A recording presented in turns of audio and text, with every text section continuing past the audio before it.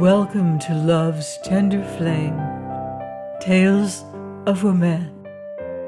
I'm Mardell, and here is Chapter 18 of The Harvester by Jean Stratton Porter. The Better Man. In the middle of the afternoon, the harvester arose and went into the lake, ate a hearty dinner, and then took up his watch again. For 2 days and nights he kept his place, until he had the girl out of danger, and where careful nursing was all that was required to ensure life and health. As he sat beside her on the last day, his physical endurance strained to the breaking point. She laid her hand over his, and looked long and steadily into his eyes. "There's so many things I want to know," she said. The harvester's firm fingers closed over hers. "Ruth, have you ever been sorry that you trusted me?" "Never," said the girl instantly. "Then suppose you keep it up," said he. "Whatever it is that you want to know, don't use an iota of strength to talk or to think about it now. Just say to yourself, 'He loves me well enough to do what is right, and I know that he will.' All you have to do is to be patient until you grow stronger than you have ever been in your life. And then you shall have exactly what you want, Ruth. Sleep like a baby for a week or two, then slowly and gradually we will build up such a constitution for you that you shall ride, drive, row, swim, dance, play, and have all that your girlhood has missed in fun and frolic, and all that your womanhood craves in love and companionship. Happiness has come at last, Ruth. Take it from me. Everything you crave is yours. The love you want, the home, and the life. As soon as you are strong enough, you shall know all about it. Your business is to drink stimulants and sleep now, dear." "So tired of this bed." "It won't be long until you can lie on the couch in the veranda swing again." "Glory," said the girl. "David, I must have been full of fever for a long time. I can't remember everything." "Don't try, I tell you. Life is coming out right for you. That's all you need to know now." "And for you, David?" "Whenever things are right for you, they are for me, Ruth." "Don't you ever think of yourself?" "Not when I am close to you." "Ah, then I shall have to grow strong very soon and think of you." The harvester's smile was pathetic. He was unspeakably tired again. "Never mind me," he said, "only get well." "David, was there a little horse?" "There certainly was and is," said the harvester. "You had not named him yet, but in a few days I can lead him to the window." "Was there something said about a boat?" "2 of them." "2?" "Yes, a rowboat for you, and a launch that will take you all over the lake, with only the exertion of steering on your part." "David, I want my pendant and ring. I'm so tired of lying here. I want to play with them." "Where do you keep them, Ruth?" "In the willow teapot. I thought no one would look there." The harvester laughed and brought the little boxes. He had to open them, but the girl put on the ring and asked him if he would not help her with the pendant. He slipped the thread around her neck and clasped it. With a sigh of satisfaction, she took the ornament in one hand and closed her eyes. He thought she was falling asleep, but presently she looked at him. "You won't allow them to take it from me?" "Indeed, no. There is no reason on earth why you should not have that thread around your neck if you want it." "I'm going to sleep now. I want 2 things. May I have them?" "You may," said the harvester promptly, "provided they are not to eat." "No," said the girl. I've suffered and made others trouble. I won't bother you by asking for anything more than is brought me. This is different. You are completely worn out. Your face frightens me, David, and white hairs that were not there a few days ago have come along your temples. I can see them. You gave me a mighty serious scare, Ruth. I know, said the girl. Forgive me. I didn't mean to. I want you to leave me to Dr. Harmon and the nurse and go sleep a week. Then I will be ready for the swing and to hear some more about the trees and birds. I can keep it up if you really need me, but if you don't, I am sleepy, so if you feel safe, I think I will go. Oh, I'm safe enough, said the girl. It isn't that. I'm so lonely. I've made up my mind not to grieve for Mother, but I miss her so now. I feel so friendless. But honey, said the harvester, you mustn't do that. Don't you see how all of us love you? Here is Granny shutting up her house and living here just to be with you. The nurse will do anything you say. Here is the man you know best and think so much of, staying in the cabin and so happy to give you all his time and anything else you will have, dear. And the Careys come every day and will do their best to comfort you, and always I am here for you to fall back on. Yes, I'm falling right now, said the girl. I almost wish I had the fever again. No one has touched me for days. I feel as if everyone was afraid of me. The harvester was puzzled. Well, Ruth, I'm doing the best I know, he said. What is it you want? Nothing, answered the girl with slightly dejected inflection. Say goodbye to me and go sleep your week. I'll be very good, and then you shall take me a drive up the hill when you awaken. Won't that be fine? Say goodbye to me? She felt a little lonely. They all acted as if they were afraid of her. The harvester indulged in a flashing mental review and arrived at a decision. He knelt beside the bed, took both slender, cool hands, and covered them with kisses. Then he slid a hand under the pillow and raised the tired head. If I am to say goodbye, I'll have to do it in my own way, Ruth, he said. Thereupon he began at the tumbled mass of hair and kissed from her forehead to her lips, kisses warm and tender. Now you go to sleep and grow strong enough by the time I come back to tell me whom you love, he said, and went from the room without waiting for any reply. With short intervals for food and dips in the lake, the harvester very nearly slept the week. When he finally felt himself again, he bathed, shaved, dressed freshly, and went to see the girl. He had to touch her to be sure she was real.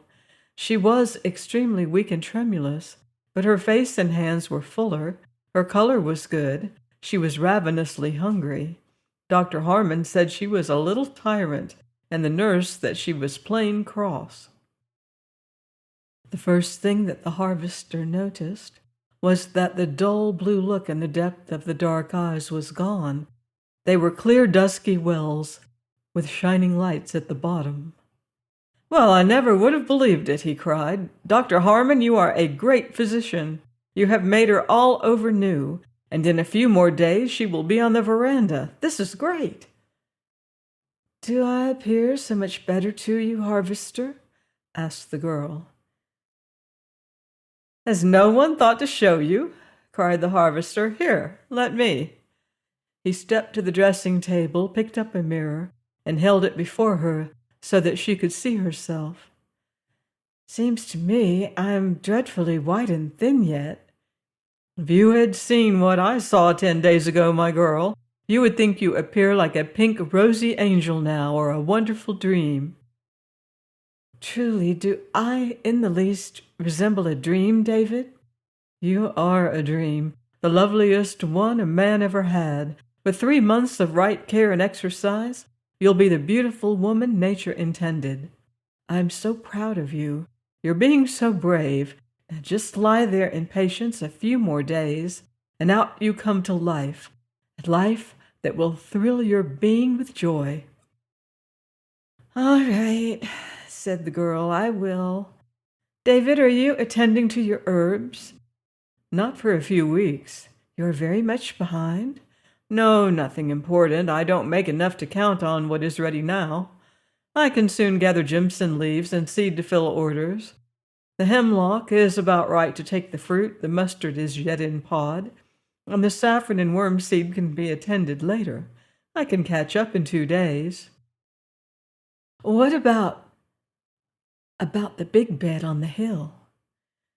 The harvester experienced an inward thrill of delight.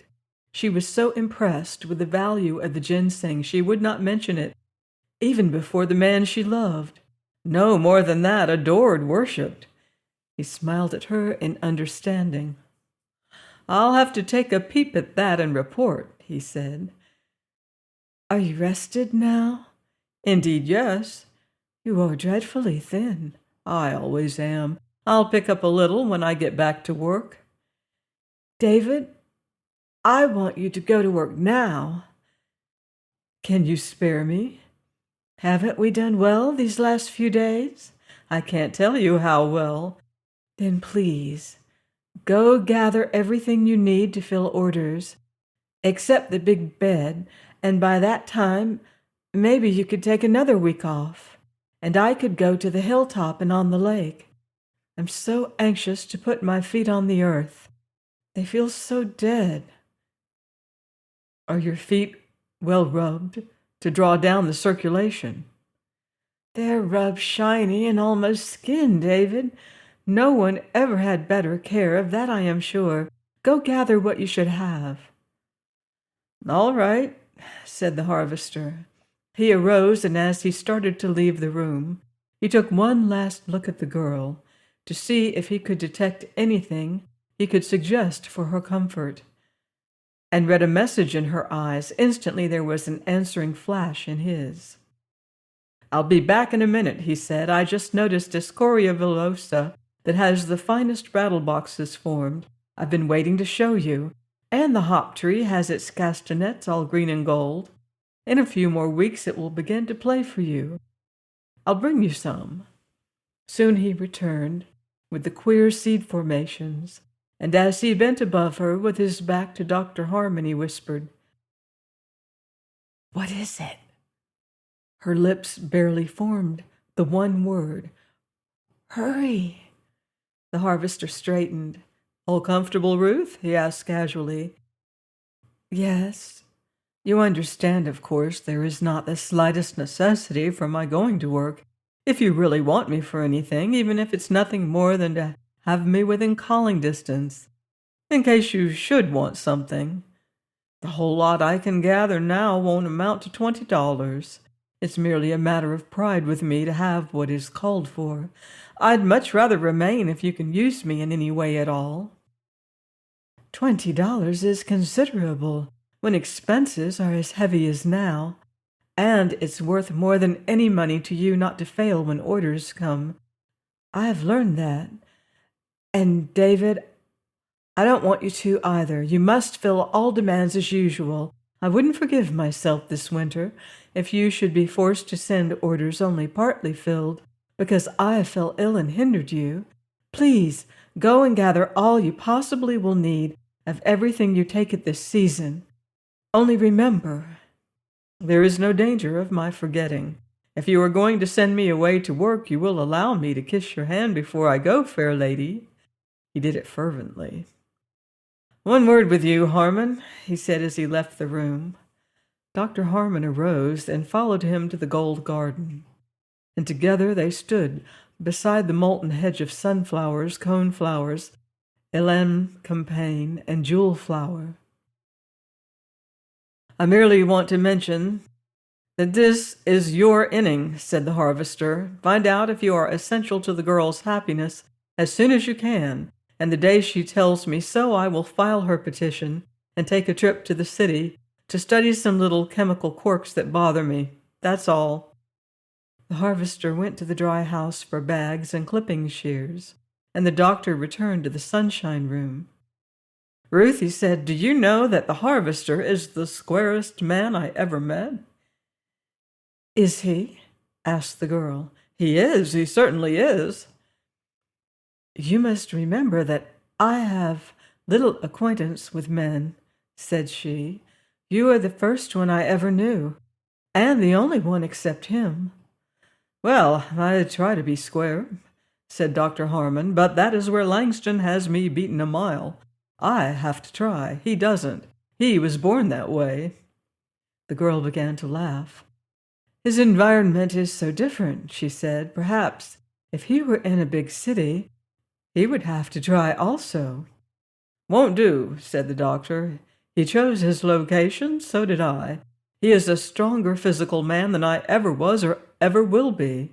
The struggle that bound him to the woods and to research, that has made him the master of forces that give back life. When a man like Carey says it is the end, proves him a master. The tumult in his soul must have been like a cyclone in his forest, when he turned his back on the world and stuck to the woods. Carey told me about it. Some day you must hear. It's a story a woman ought to know in order to arrive at proper values. You never will understand the man until you know that he is clean, where most of us are blackened with ugly sins. We have no right on God's footstool to commit, and not so much reason as he. Every man should be as he is, but very few are. Carey says Langston's mother was a wonderful element in the formation of his character. But all mothers are anxious, and none of them can build with no foundation, and no soul timber. She had material for a man to her hand, or she couldn't have made one." "I see what you mean." "So far as any inexperienced girl ever sees," said the doctor. "Some day, if you live to 50, you will know, but you can't comprehend it now." "If you think I lived all my life in Chicago's poverty spots and don't know unbridled human nature—" "I found you and your mother unusually innocent women.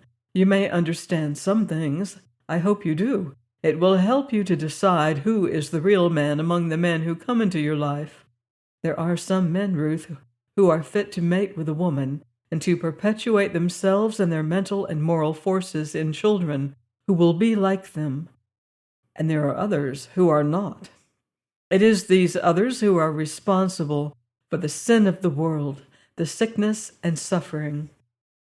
Any time you are sure you have a chance at a moral man, square and honest, in control of his brain and body, if you are a wise woman, Ruth, stick to him as the limpet to a rock."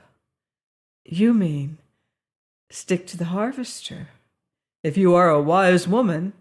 "When was woman ever wise?" "A few have been, and they are the only carefree, really happy ones of the world. The only wives without a big poison blue bottle fly in their ointment." "I detest flies," said the girl.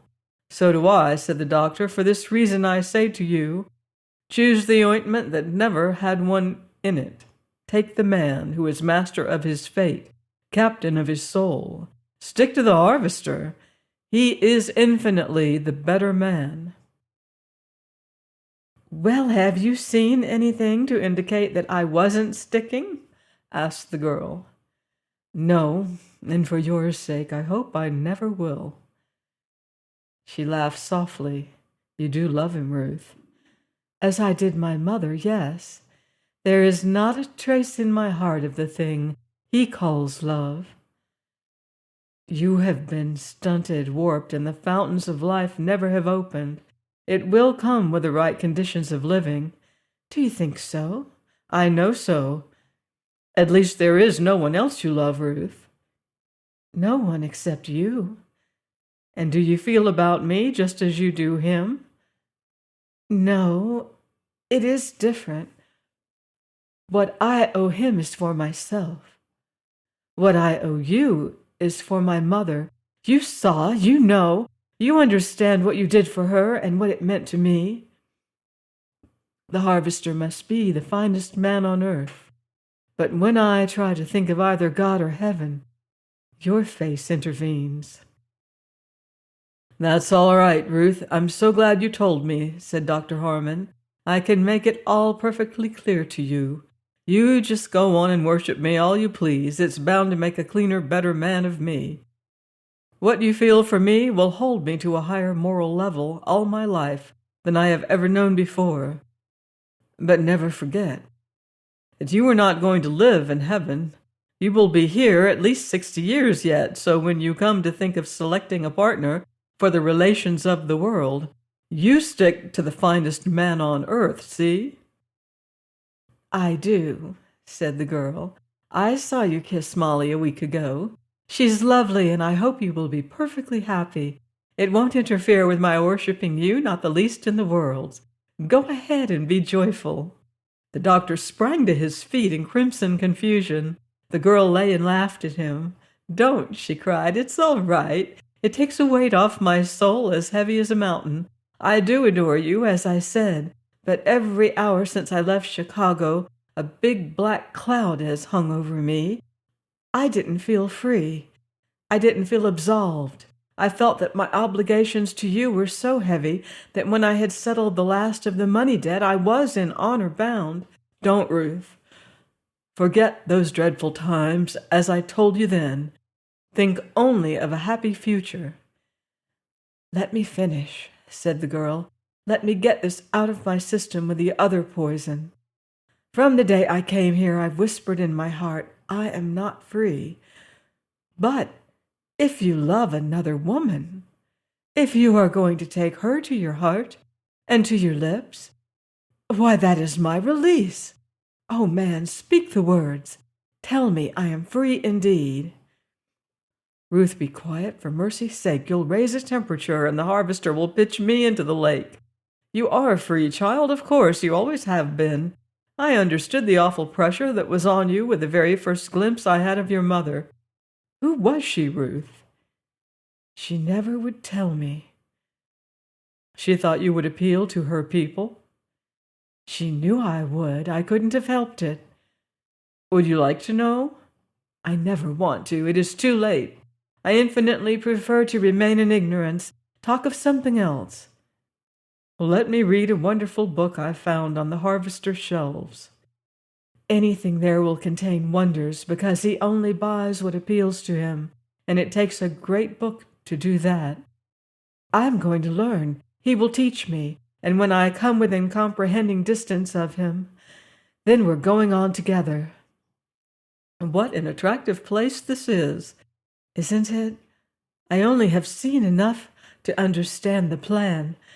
I scarcely can wait to set my feet on earth and go into detail. Granny Moreland says that when spring comes over the hill and brings up the flowers in the big woods, she'd rather walk through them than to read Revelation. She says it gives her an idea of heaven she can come closer realizing, and it seems more stable. You know, she worries about the foundations. She can't understand what supports heaven. But up there in Medicine Woods, the old dear gets so close to her God that someday she is going to realize that her idea of heaven there is quite near right as marble streets and gold pillars, and vastly more probable. The day I reach that hilltop again, heaven begins for me. Do you know the wonderful thing the harvester did up there? Under the oak? Yes. Carrie told me it was marvelous. Not such a marvel as another the doctor couldn't have known. The harvester made passing out so natural, so easy, so a part of elemental forces that I almost have forgotten her tortured body. When I think of her now, it is to wonder if next summer I can distinguish her whisper among the leaves. Before you go, I'll take you up there and tell you what he says and show you what he means, and you will feel it also. What if I shouldn't go? What do you mean? Dr. Carey has offered me a splendid position in his hospital. There would be work all day instead of waiting all day in the hope of working an hour. There would be living in it for two from the word go. There would be better air, longer life, more to be got out of it, and if I can make good, Carrie's work to take up as he grows old. Take it quickly, cried the girl. Don't wait a minute. You might wear out your heart in Chicago for 20 years, or forever, and not have an opportunity to do one half so much good. Take it at once. I was waiting to learn what you and Langston would say. He will say take it. Then I will be too happy for words. Ruth, you have not only paid the debt, but you have brought me the greatest joy a man ever had. And there is no need to wait the ages I thought I must. He can tell in a year if I can do the work, and I know I can now. So it's all settled, if Langston agrees. He will, said the girl. Let me tell him. I wish you would, said the doctor. I don't know just how to go at it. Then for 2 days, the harvester and Belshazzar gathered herbs and spread them on the drying trays. On the afternoon of the 3rd, close 3, the doctor came to the door. Langston, he said, we have a call for you. We can't keep Ruth quiet much longer. She is tired. We want to change her bed completely. She won't allow either of us to lift her. She says we hurt her. Will you come and try it? You'll have to give me time to dip and rub off and get into clean clothing, he said. I've been keeping away because I was working on time, and I smelt a strangulation of stramonium and saffron. Can't give you 10 seconds, said the doctor. Our temper is getting brittle. We are cross as the proverbial fever patient. If you don't come at once, we will imagine you don't want to and refuse to be moved at all. Coming, cried the harvester as he plunged his hands in the washbowl and soused his face. A second later he appeared on the porch. Ruth, he said, I'm steeped in the odors of the dry house. Can't you wait until I bathe and dress? No, I can't, said a fretful voice. I can't endure this bed another minute. Well, then let Dr. Harmon lift you. He's so fresh and clean. The harvester glanced enviously at the shaven face and white trousers and shirt of the doctor. I just hate fresh, clean men. I want to smell herbs. I want to put my feet in the dirt and my hands in the water. The harvester came at a rush. He brought a big easy chair from the living room, straightened the cover, and bent above the girl. He picked her up lightly, gently, and easing her to his body, settled in the chair. She laid her face on his shoulder and heaved a deep sigh of content. Be careful with my back, man, she said. I think my spine is almost worn through. Poor girl, said the harvester. That bed should be softer. It should not, contradicted the girl. It should be much harder. I'm tired of soft beds. I want to lie on the earth with my head on a root, and I wish it would rain dirt on me. I am bathed threadbare. I want to be all streaky. I understand, said the harvester. Harmon, bring me a pad and pencil a minute. I must write an order for some things I want. Will you call uptown and have them sent out immediately? On the pad he wrote, Telephone Carrie to get the highest grade curled hair mattress, a new pad and pillow, and bring them flying in the car. Call Granny and the girl and empty the room. Clean, air, and fumigate it thoroughly. Arrange the furniture differently, and help me into the living room with Ruth. He handed the pad to the doctor. Please attend to that, he said, and to the girl. Now we go on a journey.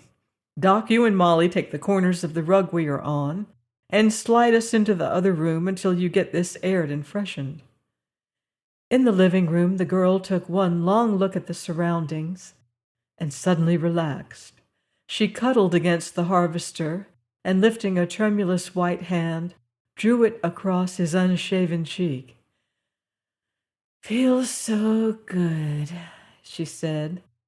I'm sick and tired of immaculate men. The harvester laughed, tucked her feet in the cover, and held her tenderly. The girl lay with her cheek against the rough khaki, palpitant with the excitement of being moved. Isn't it great? She panted. He caught the hand that had touched his cheek in a tender grip. and laughed a deep rumble of exultation that came from the depths of his heart. "There's no name for it, honey," he said, "but don't try to talk until you have a long rest. Changing positions after you have lain so long may be making unusual work for your heart. Am I hurting your back?" "No," said the girl. "This is the first time I've been comfortable in ages. Am I tiring you?" "Yes," said the harvester. "You're almost as heavy as a large sack of leaves, but not quite equal to a bridge pillar or a log. Be sure to think of that and worry considerably. You are in danger of straining my muscles to the last degree, my heart included." "Where is your heart?" whispered the girl.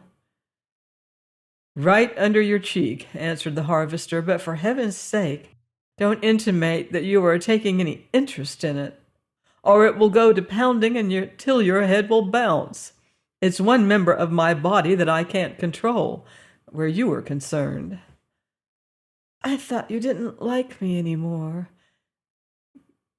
"Careful," warned the harvester. "You are yet too close to heaven to fib like that, Ruth. What have I done to indicate that I don't love you more than ever?" "Stayed away nearly every minute for 3 awful days, and wouldn't come without being dragged. Now you're wishing they would hurry and fix that bed so you can put me down and go back to your rank old herbs again." "Well, of all the black prevarications, I went when you sent me, and came when you called. I'd willingly give up my hope of what Granny calls salvation to hold you as I am for an hour, and you know it." "It's going to be much longer than that," said the girl, nestling to him. "I asked for you because you never hurt me, and they always do. I knew you were so strong that my weight now wouldn't be a load for one of your hands. And I'm not going back to that bed until I'm so tired that I will be glad to lie down." For a long time she was so silent, the harvester thought her going to sleep. And having learned that for him joy was probably transient, he deliberately got all he could. He closely held the hand she had not withdrawn, and often lifted it to his lips.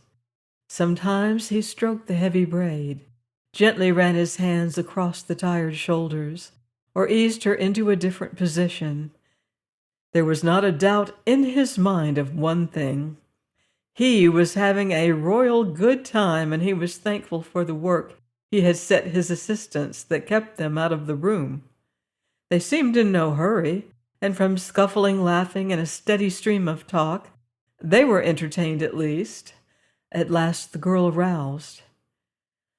"There's something I want to ask you," she said. "I promised Dr. Harmon I would." Instantly the heart of the harvester gave a leap that jarred the head resting on it. "You don't like him?" questioned the girl. "I do," declared the harvester. "I like him immensely. There is not a fine, manly, good-looking feature about him that I have missed. I don't fail to do him justice on every point." "I'm so glad. Then you will want him to remain." "Here?" asked the harvester with a light, hot breath. "In Onabasha. Dr. Carey has offered him the place of chief assistant at the hospital. There is a good salary and a chance of taking up the doctor's work as he grows older. It means plenty to do at once, healthful atmosphere, congenial society, everything to a young man. He only had a call once in a while in Chicago, often among people who received more than they paid, like me, and he was very lonely. I think it would be great for him." "And for you, Ruth?" "Oh, it doesn't make the least difference to me, but for his sake, and because I think so much of him, I would like to see him have the place." "You still think so much of him, Ruth?" "More, if possible," said the girl. "Added to all I owed him before, he has come here and worked for days to save me, and it wasn't his fault that it took a bigger man. Nothing alters the fact that he did all he could, most graciously and gladly. What do you mean, Ruth? Stammered the harvester. Oh, they've worn themselves out, cried the girl impatiently. First, Granny Moreland told me every least little detail of how I went out, and you resurrected me. I knew what she said was true because she worked with you. Then Dr. Carey told me, and Mrs. Carey, and Dr. Harmon, and Molly, and even Granny's little assistant has left the kitchen to tell me that I owe my life to you. And all of them might as well have saved breath. I knew all the time that if I ever came out of this and had a chance to be like other women, it would be your work, and I'm glad it is. I'd hate to be under obligations to some people I know, but I feel honored to be indebted to you. I'm mighty sorry they worried you. I had no idea. They didn't worry me. I'm just telling you that I knew it all the time, that's all. Forget that, said the harvester. Come back to our subject. What was it you wanted, dear? To know if you have any objections to Dr. Harmon remaining in Onabasha. Certainly not. It will be a fine thing for him. Will it make any difference to you in any way? Ruth, that's probing too deep, said the harvester. I don't see why. I'm glad of it. Why? I'd least rather show my littleness to you than to anyone else on earth. Then you have some feeling about it. Perhaps a trifle. I'll get over it. Give me a little time to adjust myself. Dr. Harmon shall have the place, of course. Don't worry about that. He will be so happy. And you, Ruth? I'll be happy too. Then it's all right, said the harvester. He laid down her hand, drew the cover over it, and slightly shifted her position to rest her. The door opened, and Dr. Harmon announced that the room was ready. It was shining and fresh. The bed was now turned with its head to the north, so that from it one could see the big trees and Medicine Woods, the sweep of the hillside, the sparkle of mallow-bordered singing water, the driveway, and the gold flower garden. Everything was so changed that the room had quite a different appearance. The instant he laid her on it, the girl said, "This bed is not mine." "Yes, it is," said the harvester. "You see, we were a little excited sometimes. We spilled a few quarts of perfectly good medicine on your mattress. It was hopelessly smelly and ruined, so I'm going to cremate it. This is your splinter new one and a fresh pad and pillow. Now you try them, and see if they are not much harder and more comfortable." "This is just perfect," she sighed as she sank into the bed. The harvester bent over her to straighten the cover, when suddenly she reached both arms around his neck and gripped him with all her strength. "Thank you," she said. "May I hold you tomorrow?" whispered the harvester, emboldened by this. "Please do," said the girl. The harvester, with dog to heel, went to the oak to think. "Belshazzar, come and see," said the man, dropping on the seat and holding out his hand. The dog laid his muzzle in the firm grip. "Bell," said the harvester, "I'm all at sea. One day I think maybe I have a little chance, the next, none at all. I had an hour of solid comfort today. Now I'm in the sweat box again. It's a little selfish streak in me, Belle, that hates to see Harmon go into the hospital and take my place with the Careys. They are my best and only friends.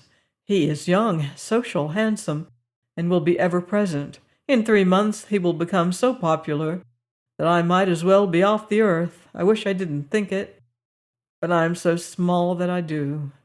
And then there is my dream girl, Belle, the girl you found for me, old fellow. There never was another like her. She has my heart for all time, and he has hers. That hospital plan is the best thing in the world for her. It will keep her where Carey can have an eye on her, where the air is better, where she can have company without the city crush, where she is close to the country and a good living is assured. Belle, it's the nicest arrangement you ever saw for everyone we know, except us." The harvester laughed shortly. "Belle," he said, "tell me, if a man lived 100 years, could he have the heartache all the way? Seems like I've had it almost that long now. In fact, I've had it such ages I'd be lonesome without it.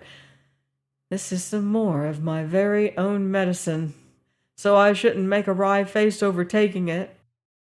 I knew what would happen when I sent for him, and I didn't hesitate. I must not now. Only I got to stop one thing, Belle. I told him I would play square, and I have, but here it ends. After this, I must step back and be big brother. Lots of fun in this brother business, Belle. But maybe I am cut out for it. Anyway, it's written. But if it is, how come did she allow me such privileges as I took today? That wasn't professional by any means. It was just the stiffest love-making I knew how to do, Belle, and she didn't object by the quiver of an eyelash. God knows I was watching closely enough for any sign that I was distasteful. And I might have been well enough, rough, herb-stained old clothes, unshaven, everything to offend a dainty girl. She said I might hold her again tomorrow. And, Belle, what the nation did she hug me like that for if she's going to marry him? Boy, I see my way clear to an hour more. While I'm at it, just to surprise myself, I believe I'll take it, like other men. I think I'll go on a little bender and make what probably will be the last day a plumb good one. Something worth remembering is better than nothing at all, Belle. He hasn't told me that he is one. She didn't say she was going to marry him, and she did say he hurt her, and she wanted me. Belle, how about the grimness of it? If she should marry him, and then discover that he hurts her and she wants me. Lord God Almighty, if you have any mercy at all, never put me up against that, prayed the harvester, for my heart is water where she is concerned. The harvester arose, and going to the lake, he cut an armload of big pink mallows, covered each mound with fresh flowers, whistled to the dog, and went to his work. Many things had accumulated, and he cleaned the barn, carried herbs from the dry house to the storeroom, and put everything into shape. Close noon the next day he went to Onabasha, and was gone 3 hours. He came back barbered in the latest style, and carrying a big bundle. When the hour for arranging the bed came, he was yet in his room, but he sent word he would be there in a second. As he crossed the living room, he pulled a chair to the veranda and placed a footstool before it. Then he stepped into the sunshine room. A quizzical expression crossed the face of Dr. Harmon as he closed the book he was reading aloud to the girl and arose. Wholly unembarrassed, the harvester smiled. "Have I got this rigging anywhere near right?" he inquired. "David, what have you done?" gasped the amazed girl. "I didn't feel anywhere near up to the mark of my high calling yesterday," quoted the harvester. "I didn't know how I appear, but I'm clean as shaving soap and hot water will make me, and my clothing will not smell offensively. Now, come out of that bed for a happy hour. Where is that big coverlet? You are going on the veranda today." "You look just like everyone else," complained Dr. Harmon. "You look perfectly lovely," declared the girl. "The swale sends you this invitation to come and see starshine at the foot of Mullein Hill," said the harvester, offering a bouquet. It was a loose bunch of long-stemmed, delicate flowers, each an inch across, and having 5 pearl-white petals, lightly striped with pale green. 5 long gold anthers arose, and at their base gold stamens and a green pistil. The leaves were heart-shaped and frosty whitish green, resembling felt. The harvester bent to offer them. "Have some grass of Parnassus, my dear," he said. The girl waved them away. "Go stand over there by the door, and slowly turn around. I want to see you." The harvester obeyed. He was freshly and carefully shaven. His hair was closely cropped at the base of the head, long, heavy, and slightly waving on top. He wore a white silk shirt with a rolling collar and tie, white trousers, belt, hose, and shoes, and his hands were manicured with care. "Have I made a mess of it, or do I appear anything like other men?" he asked eagerly. The girl lifted her eyes to Dr. Harmon and smiled. "Do you observe anything messy?" she inquired. "You needn't fish for compliments quite so obviously," he answered. "I'll pay them without being asked. I do not. He is quite correct and infinitely better looking than the average. Distinguished is a proper word for the gentleman, in my opinion. But why in heaven's name have we never had the pleasure of seeing you thus before?" "Look here, Doc," said the harvester, "do you mean that you enjoy looking at me merely because I'm dressed this way?" "I do indeed," said the doctor. "It is good to see you with the garb of work laid aside, and the stamp of cleanliness and ease upon you." "By gum, that's rubbing it in a little too rough," cried the harvester. "I bathe oftener than you do. My clothing is always clean when I start out. Of course, in my work, I come hourly in contact with muck, water, and herb juices." "It's understood that is unavoidable," said Dr. Harmon. "And if cleanliness is made an issue, I'd rather roll in any of it than put my fingertips into the daily work of a surgeon," added the harvester, and the girl giggled. "That's enough, medicine man," she said. "You did not make a mess of it, or anything else you ever attempted. As for appearing like other men, thank heaven you do not.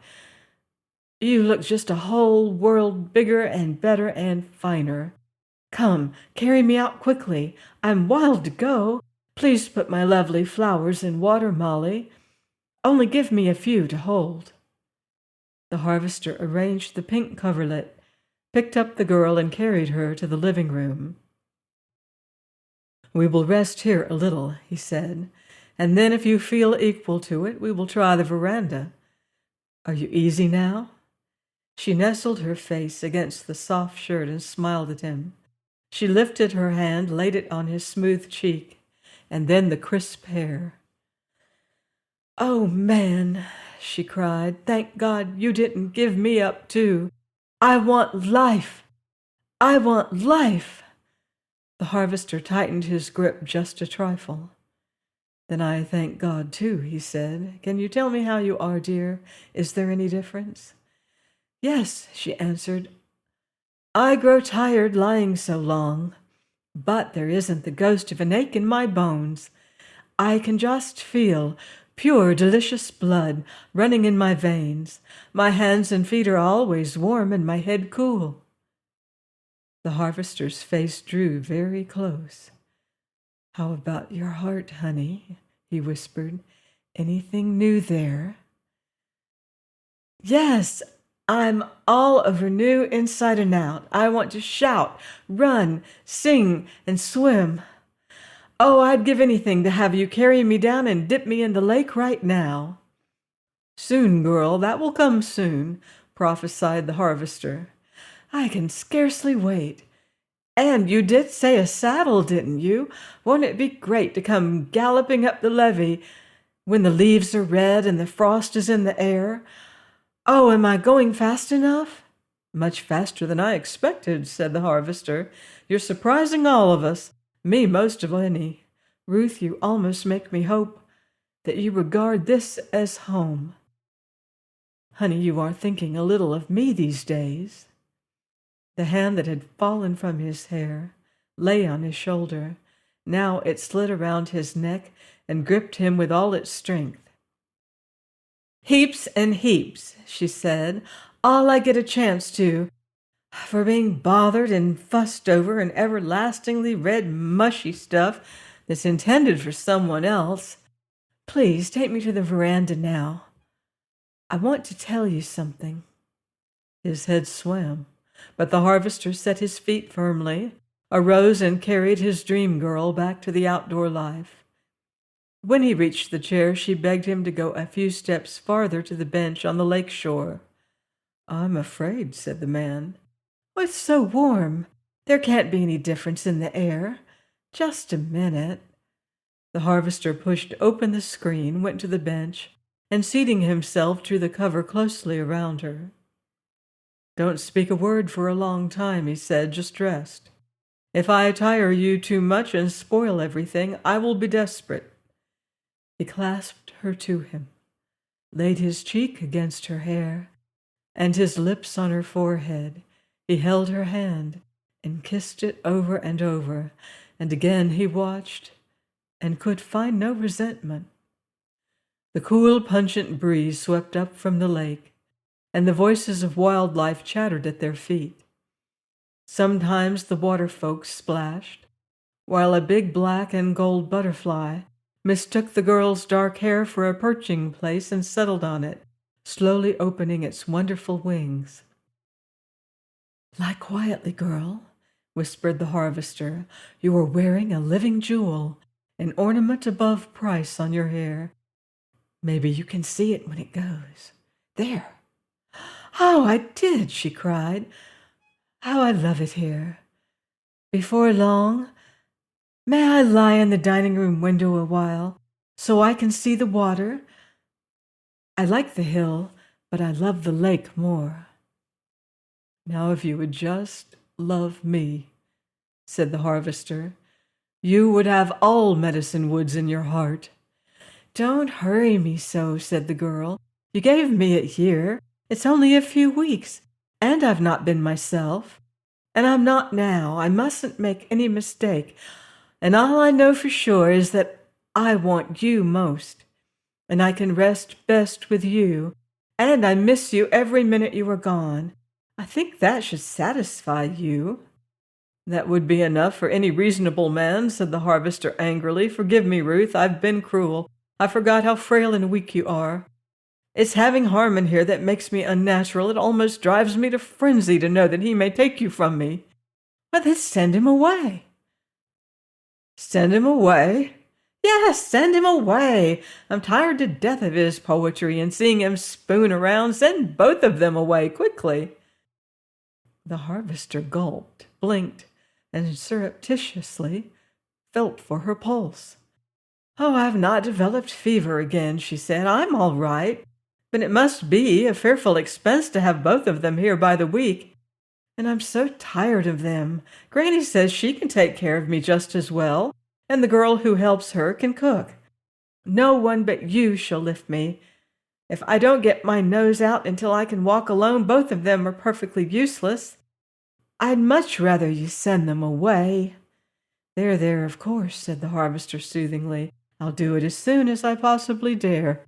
You don't understand, honey. You are yet delicate beyond measure internally. The fever burns so long.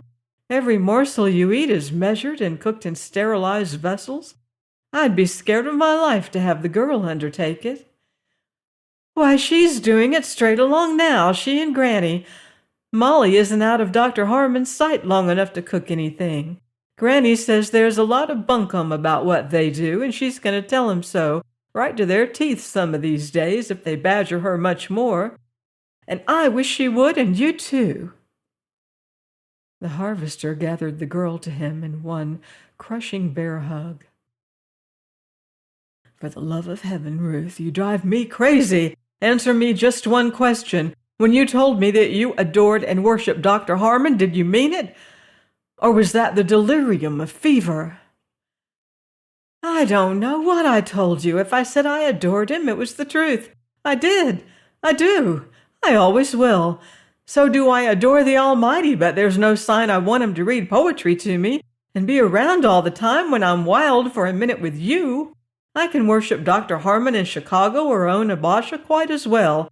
Fire him. If you don't, I will." "Good Lord!" cried the harvester, helpless, until the girl had to cling to him to prevent rolling from his nerveless arms. Ruth, will you feel my pulse?" "No, I won't. But if you're going to drop me, take me straight back to my beautiful new bed and send them away." "A minute. Give me a minute," gasped the harvester. "I couldn't lift a baby just now. Ruth, dear, I thought you loved that man." "What made you think so?" "You did. I didn't either. I never said I loved him. I said I was under obligations to him, but they are as well repaid as they ever can be. I said I adored him, and I tell you I do. Give him what we owe him, both of us, in money, and send them away. If you'd seen as much of them as I have, you'd be tired of them too. Please, please, David." "Yes," said the harvester, arising in a sudden tide of effulgent joy. "Yes, girl, just as quickly as I can with decency. I'll send them on the lake, and I'll take care of you." "You won't read poetry to me?" "I will not." "You won't moon at me?" "No." "Then hurry. But have them take your boat. I'm going to have the first stride in mine." "Indeed you are, and soon too," said the harvester, marching up the hill as if he were leading hosts to battle. He laid the girl on the bed and covered her, and called Granny Moreland to sit beside her a few minutes. He went into the gold garden and proposed that the doctor and the nurse go rowing until supper time, and they went with alacrity. When they started, he returned to the girl, and sitting beside her, he told Granny to go take a nap. Then he began to talk softly, all about wild music, and how it was made, and what the different odors sweeping down the hill were, and when the red leaves would come, and the nuts rattle down, and the frost fairies enamel the windows. And soon she was sound asleep. Granny came back, and the harvester walked around the lake shore to be alone a while and think quietly, for he was almost too dazed and bewildered for full realization. As he softly followed the footpath, he heard voices, and looking down he saw the boat. Lying in the shade and beneath a big tree on the bank sat the doctor and the nurse. His arm was around her, and her head was on his shoulder, and she said very distinctly, "How long will it be until we can go without offending him?" Join me next week on Love's Tender Flame for another chapter of romance in The Harvester by Jean Stratton Porter. Until then, love deeply and live beautifully.